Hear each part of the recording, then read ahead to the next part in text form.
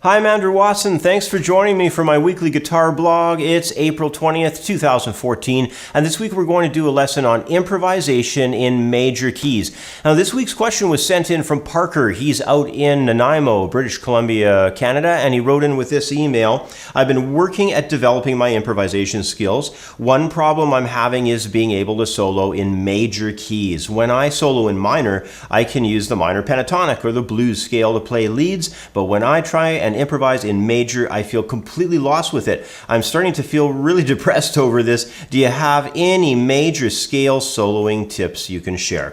From Parker in Nanaimo, British Columbia, Canada. Well, thanks for writing in, Parker. You know, the problem that you're experiencing is an extremely common one. I've certainly had many of the students who've been studying improvisation with me go through the troubles with the major scales when they're first learning to solo. And part of this might have to do with the fact that almost all the rock music we're initially exposed to in our early days of learning to play guitar just so happens to be mostly in minor keys. And that means when we begin trying to do lead playing in major, and because our exposure to major keys is often so limited, well, we wind up having issues. So in this lesson, I'll be running down a number of helpful ideas you can apply right away to get your major key improvising to a much better level. Well, before you can begin jamming on creating solos, you will, of course, require a solid set of chord changes locked down into a key signature. Now, if you're going to create your own chord progressions, you'll need to have some basic knowledge of key signatures and harmony, in key. I've made several videos covering this topic, so let's presume that you already have somewhat of an understanding of that area. And so, it's time to begin creating a set of chord changes for rehearsing improvisation on.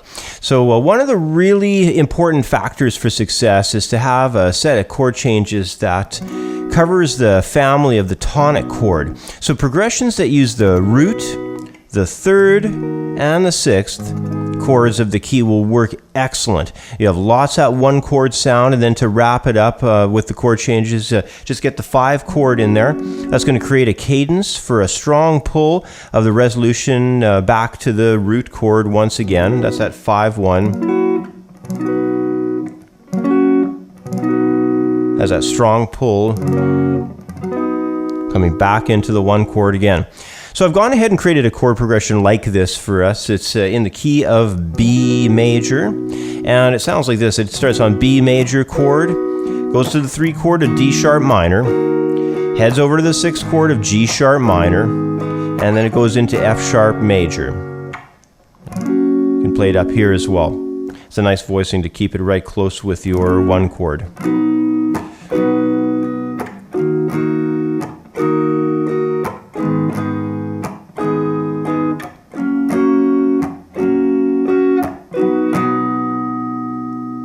So that's going to be our chord changes for the lesson.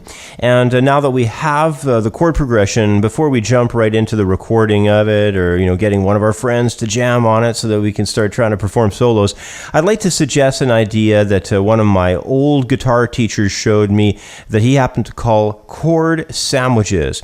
Now, this chord sandwich approach, it's an idea that simply takes the pattern of the chord's fingering overall on the neck, and it gets us forming a very basic outline through the chord tones. It helps us to define specific notes of the chord so that we not only become highly aware of the chord tones and where they are, but also so that we can learn where the scale tones will be the most advantageous for us when it comes to slowly achieving our own natural ability to target directly into the very best sounding notes of the scale while we're developing our improvisational skills. So, the idea was, I was on the B major there, kind of grabbed couple of chord tone ideas out of it. If we headed over to the D sharp minor, grabbing a couple little chord tone clusters like that, just little 2-note grabs, Here's that G sharp minor, just a couple of them there. You can choose whatever ones that you like. And then we had that F sharp major. Can choose your favorite ones. I came up with a chord sandwich riff here that kind of goes through each of those changes of B major, D sharp minor, G sharp minor, and that F sharp major there. Just kind of have them going through like this.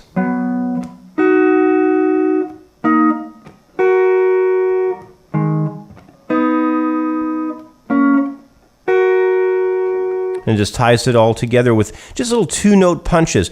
But the most helpful thing is it really gets you to begin becoming aware in a simple way where all those chord tones are, so that when you play across lines and trying to target into the notes of the chord and hit all those nice sweet spot melody tones as the chords are passing underneath, you're going to start learning very clearly where those notes are. Now, I have the chord progression programmed into my loop pedal. I'm just going to play that, and over top of the larger chords getting performed in the background like that, I'm going to do these little chord sandwiches. Here we go.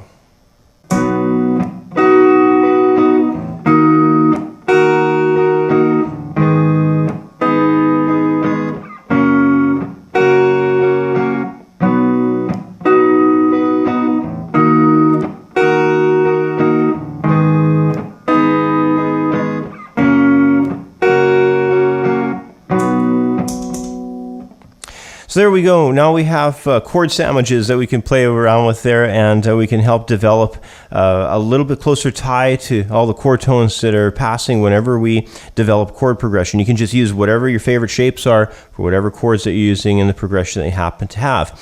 And now that we've developed a way using that chord sandwich technique to outline each of the chords of a progression, the next thing I'd like to have a run through is using the chord sandwich approach in a slightly different way. This time we'll outline a melody, but not as a 2-note chord idea. The approach this time will be through an arpeggio style to start getting us used to performing single note lines. Now this arpeggio approach for us will help lead us over into the next phase of the process, which will involve the use of a common scale.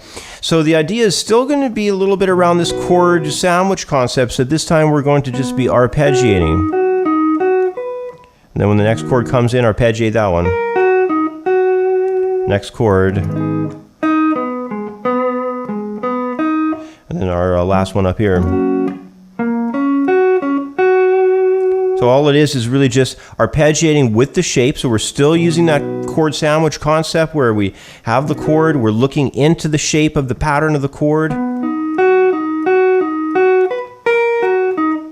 we're just arpeggiating across it.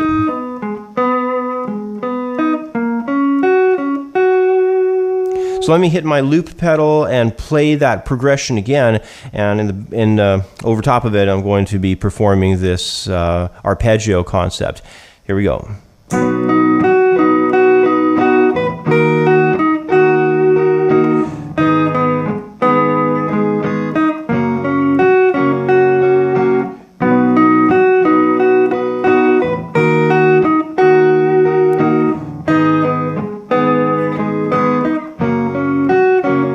One more time.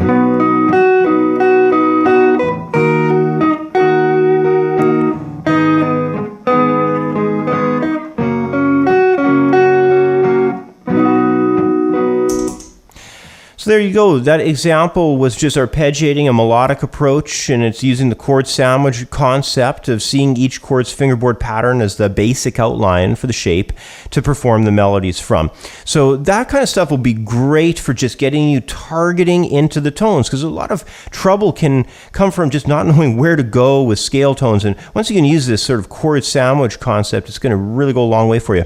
Now, the final approach I want to cover before we head into all-out 100% improvisation over these chords is one of the most beneficial concepts I've used whenever I've encountered students having difficulty with soloing, over their major key chord progressions.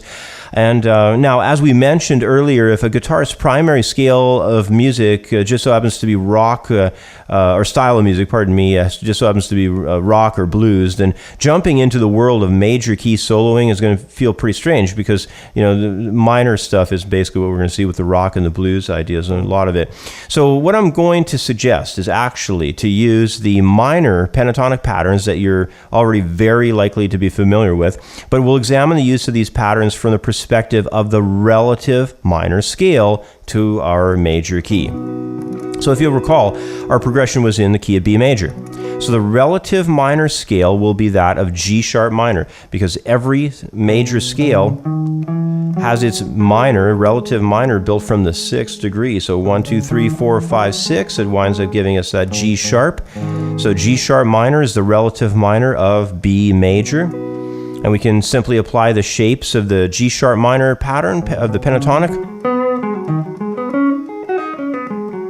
You can just do all those patterns over top of a B major progression. They're going to work. And it's still, we can execute all those scale tones for the tonality that our progression truly operates within, which is B major, because they're all the same scale tones. So what I did was I put together an example melody, and it's going to cover the shape outline from our G sharp minor, but we're going to be playing over top of a B major progression, so the real sound and flavor is going to be coming from the sounds of B major, even though we'll be using these patterns.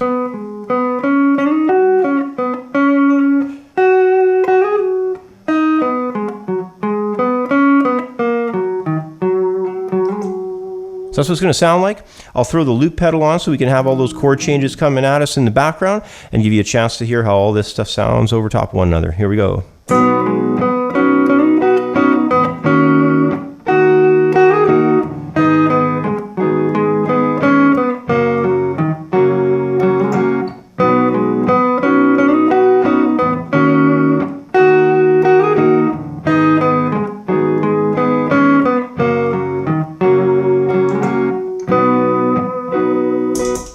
Well, let's take a lot of these ideas that we've been discussing and just throw them all together. We'll fire up the jam track and just play over it a little bit and try to come up with a few good ideas. Here we go.